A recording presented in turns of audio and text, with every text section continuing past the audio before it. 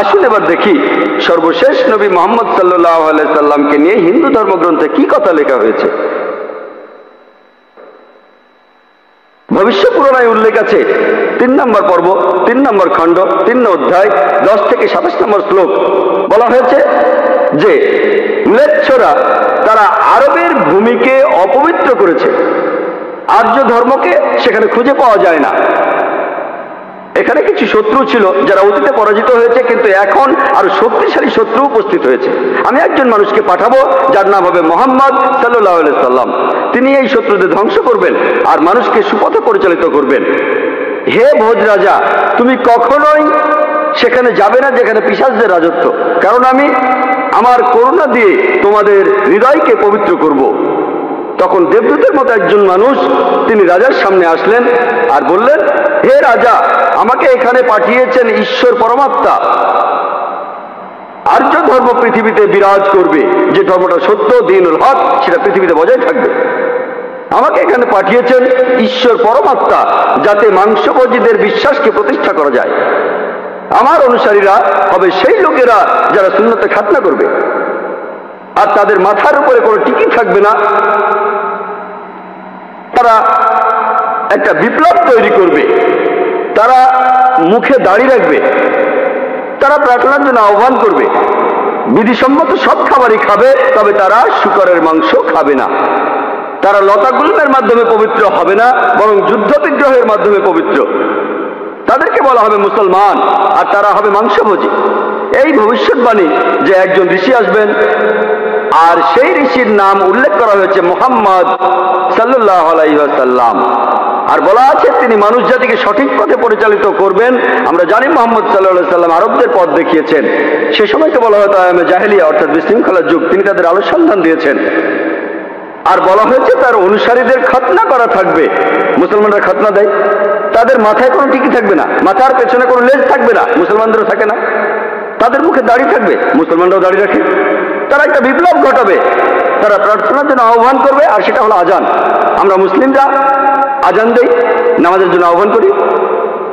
তারা সব বিধিসম্মত খাবার খাবে, কিন্তু শূকরের মাংস তারা ছোবে না। আমরা মুসলিমরা শূকরের মাংস খাই না। তারা লতাগুল্মের মাধ্যমে পবিত্র হবে না, তারা পবিত্র হবে যুদ্ধ বিগ্রহের মাধ্যমে। আর পবিত্রকরণে আমাদেরকে বলা হয়েছে সত্যের জন্য যুদ্ধ করব, অন্যায় অবিচারের বিরুদ্ধে। তাদেরকে বলা হবে মুসলমান, তারা হবে মাংসভোজী। ভবিষ্য পুরাণের এই ভবিষ্যৎবাণী একেবারে পরিষ্কার ভাবে সর্বশেষ ও চূড়ান্ত নবী মুহাম্মদ সাল্লাল্লাহু আলাইহি সাল্লাম এবং তার অনুসারীদের কথা বলছে। মুহাম্মদ সাল্লাল্লাহু আলাইহি সাল্লামের নাম বিভিন্ন জায়গায় অনেকবার বলা হয়েছে, হাতে সময় নেই, সেজন্য ভবিষ্য পুরাণ থেকে কয়েকটা উদাহরণ দিচ্ছি। এই ভবিষ্যৎবাণী করা হয়েছে ভবিষ্য পুরাণের 3য় পর্ব, 3য় খণ্ড, 3য় অধ্যায়ের 5 থেকে 8 শ্লোকে। এছাড়া বলা আছে ভবিষ্য পুরাণের 3য় পর্বে 1ম খণ্ড 3য় অধ্যায়ের 21 থেকে 23 নম্বর শ্লোকে। সর্বশেষ আর চূড়ান্ত নবী মুহাম্মদ সাল্লাল্লাহু আলাইহি সাল্লামের কথা উল্লেখ করা হয়েছে অথর্ববেদে 20 নম্বর গ্রন্থে 127 নম্বর অধ্যায়ের 1 থেকে 14 নম্বর মন্ত্রে। এগুলোকে আরো বলা হয় কুন্টুব সুক্তাস। কুন্টুব সংস্কৃত শব্দ, অর্থাৎ পেটের একটা লুকানো গ্রন্থি। তার মানে এই মন্ত্রগুলির অর্থ লুকানো রয়েছে, এগুলো পরে জানা যাবে। এখানে সবগুলো মন্ত্র নিয়ে আলোচনা করার মতো সময় নেই, আমি শুধু প্রথম 4টা মন্ত্র নিয়ে কিছু কথা বলবো। 1 নম্বর মন্ত্র বলছে তিনি হলেন নরসাংসা, তিনি হলেন কাওরামা, তিনি পরাজিত করবেন 60,090 জন শত্রুকে। 2 নম্বর মন্ত্র বলছে তিনি উটের পিঠে চড়বেন। 3 নম্বর মন্ত্র বলছে তিনি হলেন মামা ঋষি। 4 নম্বর মন্ত্রে তাকে আরো বলা হচ্ছে রেব। 1 নম্বর মন্ত্র বলছে তিনি হলেন নরসাংসা। নরসাংসা শব্দটা এসেছে নর থেকে, অর্থাৎ কোনো ব্যক্তি বা একজন লোক। আর সাংসা অর্থ প্রশংসা, কারো প্রশংসা করা। তাহলে নরসাংসা অর্থ যে ব্যক্তিকে প্রশংসা করা হয়। আর আপনারা যদি মহানবী মুহাম্মদ সাল্লাল্লাহু আলাইহি সাল্লামের নামের ইংরেজি অনুবাদ করেন, যদি তার নামের ইংরেজি অনুবাদ করেন তার অর্থ যার প্রশংসা করা হয়, তাহলে নরসাংসা শব্দটার আরবি অনুবাদ করলে সেটা হবে মুহাম্মদ সাল্লাল্লাহু আলাইহি সাল্লাম। এখানে নামই উল্লেখ করা হচ্ছে। এরপর বলা হচ্ছে তিনি হলেন কাওরামা। এই কাওরামা শব্দটার একটা অর্থ সংস্কৃতিতে হলো শান্তির রাজপুত্র। আর মুহাম্মদ সাল্লাল্লাহু আলাইহি সাল্লাম শান্তির রাজপুত্র ছিলেন। আরেকটা অর্থ হলো যে বিদেশে যায়। হযরত মুহাম্মদ সাল্লাল্লাহু আলাইহি সাল্লাম হিজরত করেছিলেন মক্কা থেকে মদিনায়, তিনি বিদেশে গিয়েছিলেন। এছাড়া প্রথম মন্ত্রে আছে তিনি 60,090 জন শত্রুকে পরাজিত করবেন। আর সে সময় মক্কায় যেসব লোকজন থাকতো তাদের মধ্যে যারা নবীজির বিরুদ্ধে ছিল তাদের সংখ্যা আনুমানিকভাবে 60,000 জন। 2 নম্বর মন্ত্র বলছে যে তিনি উটের পিঠে চড়বেন। কোন ইন্ডিয়ান ঋষি, কোন ব্রাহ্মণই কখনো উটের পিঠে চড়বেন না, কারণ মনুস্মৃতিতে বলছে 11 নম্বর অধ্যায়ের 202 নম্বর অনুচ্ছেদে বলা হয়েছে একজন ব্রাহ্মণকে কোনো গাধা বা উটের পিঠে চড়তে নিষেধ করা হয়েছে। এতে বোঝা যাচ্ছে ইনি কোনো ইন্ডিয়ান ঋষি নন। 3 নম্বর মন্ত্র বলছে তিনি মামা ঋষি। মামা অর্থ মহা, অর্থাৎ মহান ঋষি। আর এছাড়াও অন্যান্য ধর্মগ্রন্থ বলছে সেটা মোহাম্মদ ঋষি। 4 নম্বর মন্ত্র বলছে তিনি হলেন রেব। রেব অর্থ যিনি প্রশংসা করেন। আর মোহাম্মদ সাল্লাল্লাহু আলাইহি ওয়াসাল্লামের আরেকটা নাম হলো আহমদ সাল্লাল্লাহু আলাইহি ওয়াসাল্লাম, অর্থাৎ যিনি প্রশংসা করেন। তাহলে নবীজির এই অন্য নামটা এই আহমদ শব্দটার সংস্কৃত করলে পাবেন রেব। আর এই কথাটাই রয়েছে অথর্ববেদে। এই মন্ত্রগুলি কুন্টুব সুক্তাস, এই মন্ত্রগুলি শুধু একজনকে নির্দেশ করছে, তিনি সর্বশেষ চূড়ান্ত নবী মুহাম্মদ সাল্লাল্লাহু আলাইহি ওয়াসাল্লাম। আমি কয়েকটা ভবিষ্যৎবাণীর কথা বলবো, এছাড়াও আরো আছে। মুহাম্মদ সাল্লাল্লাহু আলাইহি ওয়াসাল্লাম তার কথা বলা হয়েছে অথর্ববেদে 20 নম্বর গ্রন্থের 21 নম্বর অনুচ্ছেদের 6 নম্বর পরিচ্ছেদে বলা হয়েছে যে একজন কারু, সে পরাজিত করবে 10,000 শত্রুকে কোন রকম যুদ্ধ ছাড়াই।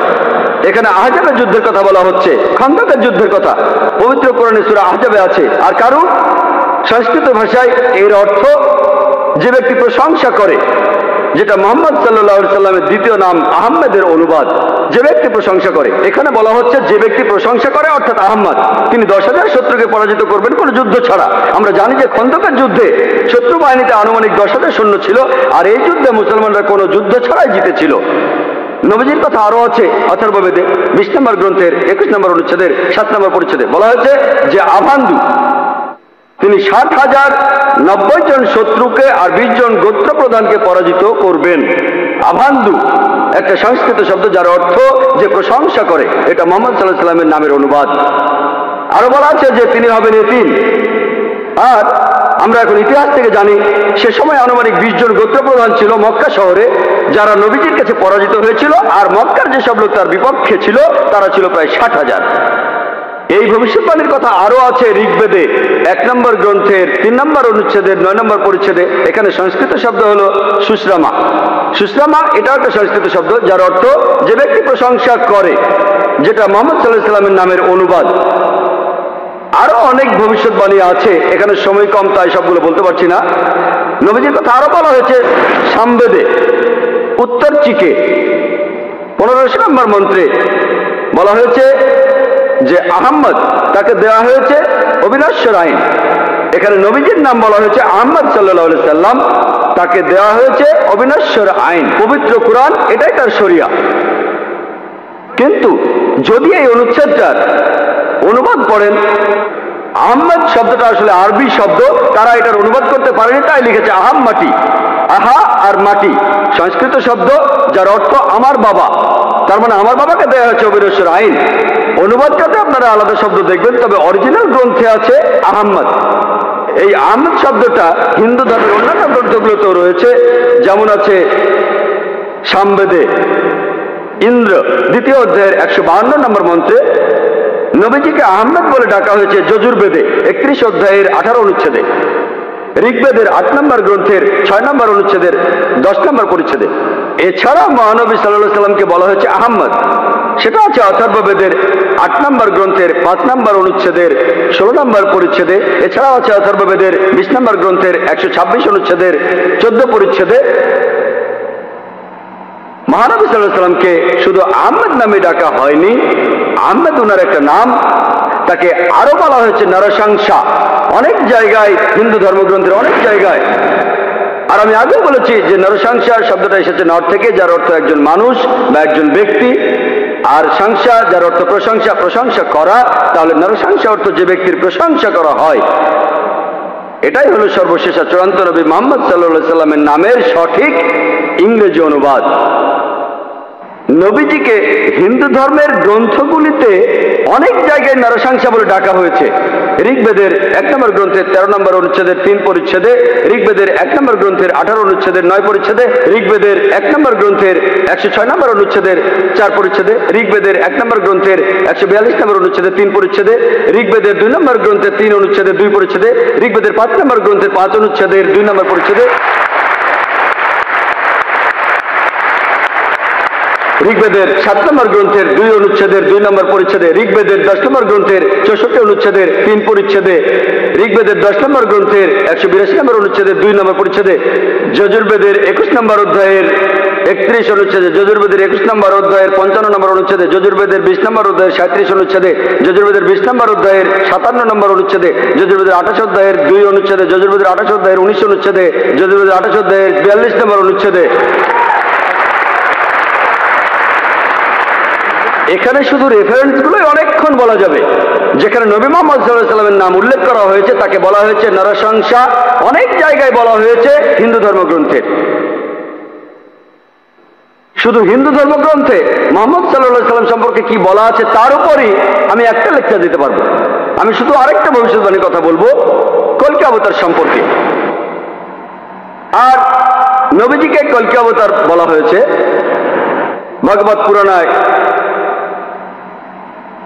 12 নম্বর খণ্ড 2 নম্বর অধ্যায় 18 থেকে 20 নম্বর শ্লোকে বলা হয়েছে তিনি জন্মগ্রহণ করবেন যার ঘরে তার নাম বিষ্ণু ইয়াস, একজন মহাপ্রাণ ব্যক্তি যিনি শাম্বালা শহরের প্রধান, এবং তাকে যে নামে ডাকা হবে সেটা হলো কলকি।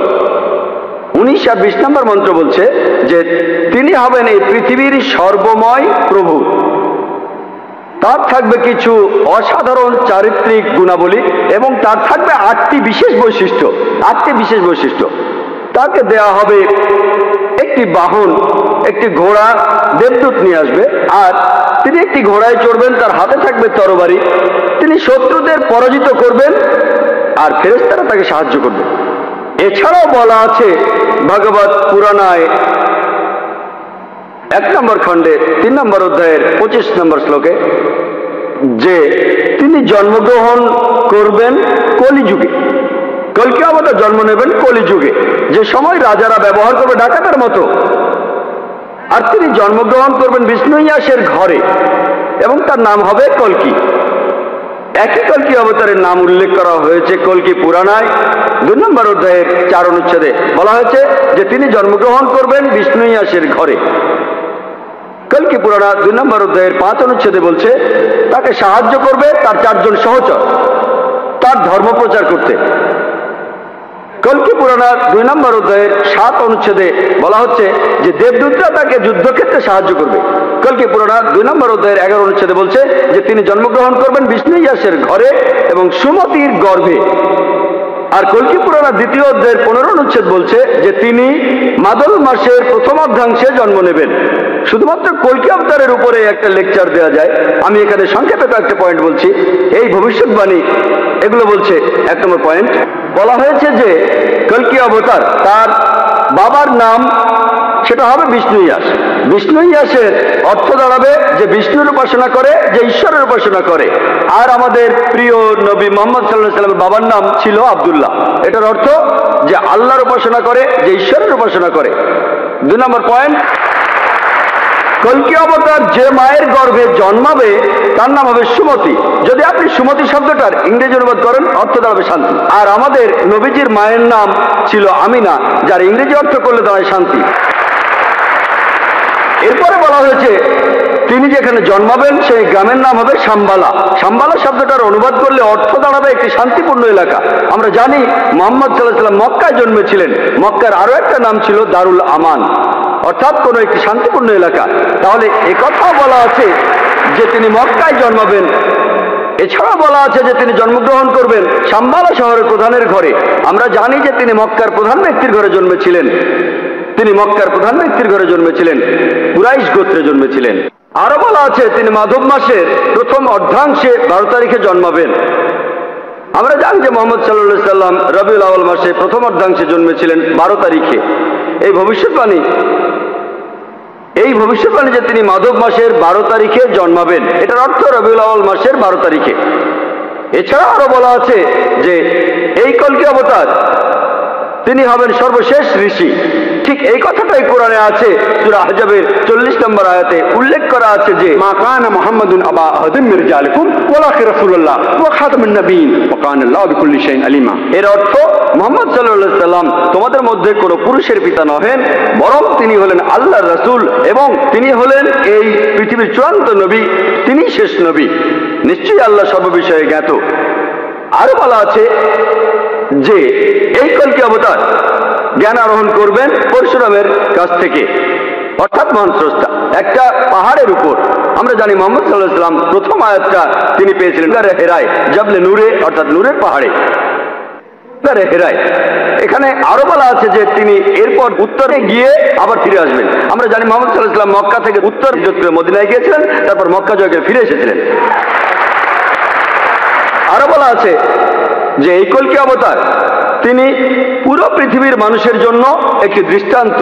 তার চরিত্র হবে একেবারে নিষ্কলঙ্ক। আল্লাহ পবিত্রকরণে বলছেন, সূরা কালামের 4 নম্বর আয়াতে উল্লেখ করা আছে যে অবশ্যই তুমি অধিষ্ঠিত হইবে সর্বোচ্চ মহান চরিত্রে।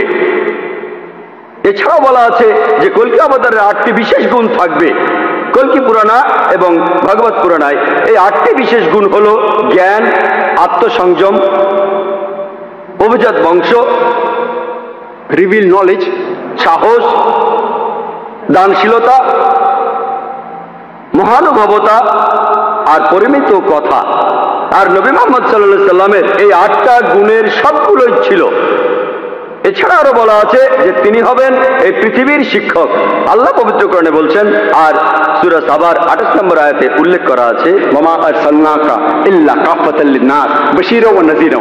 আমি তো তোমাকে সমগ্র মানব জাতির জন্য প্রেরণ করিয়াছি তাহাদের সংবাদদাতা ও সতর্ককারী রূপে, কিন্তু অধিকাংশ মানুষই তাহা জানে না। এরপর আরো বলা আছে যে এই কলকি অবতার তাকে সর্বশক্তিমান ঈশ্বর একটি বাহন দেবেন। আমরা জানি মুহাম্মদ সাল্লাল্লাহু আলাইহি সাল্লাম তিনি বোরাকে চড়েছিলেন, বোরাকে চড়ে তিনি মিরাজে গিয়েছিলেন, আল্লাহর কাছে গিয়েছিলেন। আরো বলা আছে এই কলকি অবতার ঘোড়ায় চড়বে আর হাতে তরবারি থাকবে। আমরা জানি মুহাম্মদ সাল্লাল্লাহু আলাইহি সাল্লাম যত যুদ্ধ হয়েছিল বেশিরভাগ যুদ্ধই তিনি ছিলেন, বেশিরভাগ যুদ্ধ ছিল আত্মরক্ষার উদ্দেশ্যে। আর যদিও তিনি সবার নেতা ছিলেন, তবুও সব যুদ্ধেই তিনি ছিলেন, সেখানে ঘোড়ায় চড়েছিলেন আর তিনি ডান হাতে একটা তরবারি ধারণ করতেন।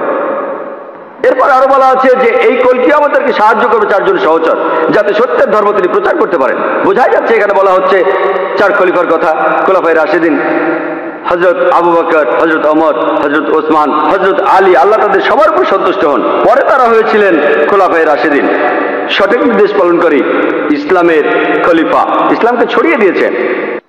আরো বলা আছে যে এই কলকি অবতার শত্রুকে পরাজিত করবে আর মানুষকে সঠিক পথে নিয়ে আসবে।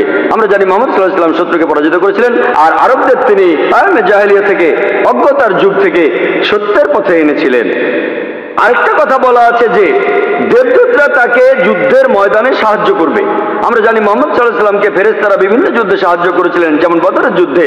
পবিত্র কোরআনেও আছে, সূরা আল ইমরানের 123 থেকে 25 নম্বর আয়াতে উল্লেখ আছে। এছাড়াও সূরা আনফালের 8 এবং 9 নম্বর আয়াতে উল্লেখ আছে। তাহলে এই কলকি অবতারের ভবিষ্যৎবাণীর সাথে আর কাউকে মেলানো যায় না, শুধু মেলানো যায় সর্বশেষ ও চূড়ান্ত নবী মুহাম্মদ সাল্লাল্লাহু আলাইহি ওয়াসাল্লামকে।